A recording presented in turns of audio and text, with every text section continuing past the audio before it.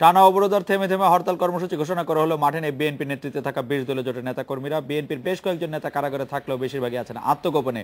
গ্রেপ্তার ও হয়রানি এড়াতে এই কৌশল বলে জানিয়েছেন স্থায়ী কমিটির সদস্য সাবেক সেনাপ্রধান অবসরপ্রাপ্ত লেফটেন্যান্ট জেনারেল মাহবুবুর রহমান।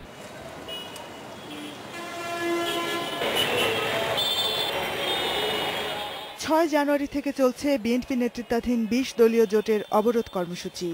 ফেব্রুয়ারিতে এসে যোগ হয় হরতাল, কিন্তু মাঠে নেই বিএনপি সহ অন্যান্য দলের নেতাকর্মীরা।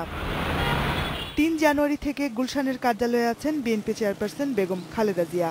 এখান থেকে কর্মসূচি ঘোষণা সহ দলের কর্মকাণ্ড পরিচালনা করছেন তিনি।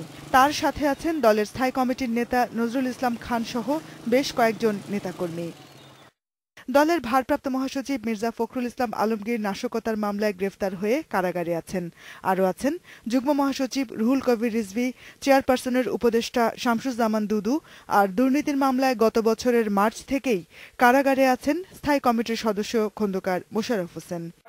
বাকি নেতাদের কেউ কেউ দেশের বাইরে আর বেশিরভাগই রয়েছেন আত্মগোপনে। কয়েকজন এখনো প্রকাশ্যে থাকলেও গণমাধ্যমে কোনো বক্তব্য রাখছেন না। বিএনপি স্থায়ী কমিটির সদস্য মাহবুবুর রহমান মনে করেন, সিনিয়র নেতারা প্রকাশ্যে না আসলেও তা আন্দোলনে প্রভাব ফেলছে না।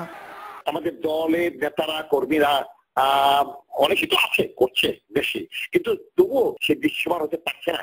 এই জন্য যে তাদের বিরুদ্ধে কেস আছে, তাদের বিরুদ্ধে বিভিন্ন ধরনের মামলা করা হচ্ছে, তাদেরকে নির্যাতিত করা হচ্ছে এবং তারা অন্যায়ভাবে মিথ্যা অনেক ভাবে তাদেরকে হেরাস করা হচ্ছে। তো এই জন্যই আমি মনে করি তারা ওইভাবে দৃশ্যমান থাকছে না বা হতে পারছে না। তারা সরকার তাদের উঠিয়ে নিয়ে যাচ্ছে।